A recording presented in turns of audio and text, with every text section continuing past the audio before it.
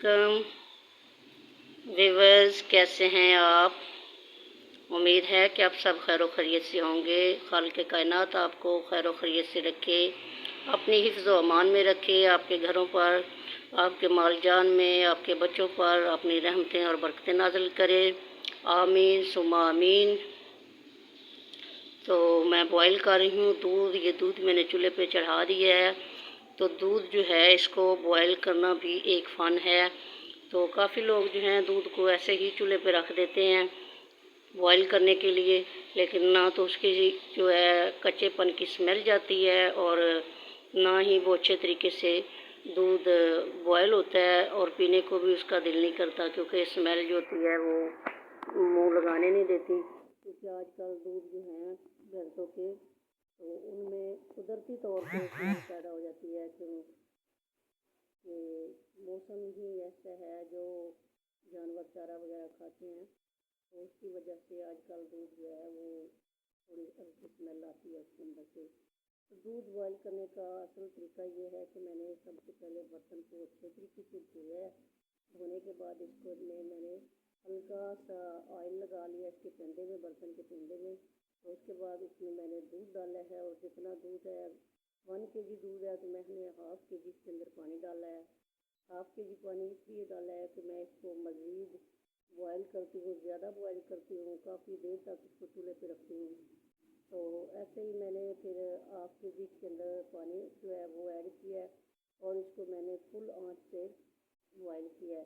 ایسے ہی اس کو ایک بہت بڑا ابالا آ گیا ہے، تو بوائل ہو رہا ہے، بہت بڑا ابال اس کے اندر جیسے ہی آیا ہے تو میں نے چولہا ہلکا کر دیا ہے۔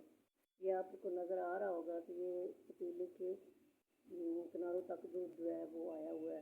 تو میں نے اس کو ہلکا کر دیا، چولہے کو ہلکا کرنے کے بعد اب میں نے اس کو اوپر تھوڑی سی پلیٹ بند کی ہے، ایک طرف میں نے پلیٹ رکھی ہوئی ہے تاکہ اس کے اندر کوئی چیز نہ گرے، اور اس کا جو ہے نا وہ بوائل اچھے طریقے سے آئے۔ ڈھانپ کے دودھ کو پکانا چاہیے، کیونکہ آج کل جو ہے موسم میں یہ ہوا میں اڑنے والے کیڑے وغیرہ ہوتے ہیں، انسیکٹس جو بلب کے اوپر ہوتے ہیں، تو وہ دودھ کے اندر گر جاتے ہیں۔ تو اس لیے میں نے اس کے اوپر تو برتن رکھتی ہوں، ویسے بھی دودھ جو ہے ننگا نہیں رکھنا چاہیے۔ تو یہ دیکھیں ماشاءاللہ سے یہ دودھ بوائل ہو رہا ہے، اور اس کے اوپر ہلکی ہلکی ملائی بھی آ رہی ہے۔ تو میں اس کو اس طریقے سے بوائل کرتی ہوں کہ یہ جو پانی ہوتا ہے کافی دیر رکھنے سے پانی ختم ہو جاتا ہے، دودھ جتنا ہوتا ہے اتنا ہی رہ جاتا ہے، کیونکہ نہ تو دودھ کم ہوتا ہے اور نہ اس کی اسمیل وغیرہ آتی ہے، اچھے طریقے سے دودھ بوائل بھی ہو جاتا ہے۔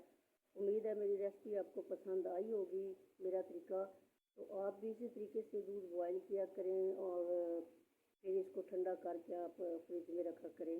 اگر بچوں کو پلانا ہے تو پھر آپ زیادہ بوائل نہیں کریں، دودھ میں پانی جو ہے وہ مقدار اس کی تقریباً ½ رہ جائے۔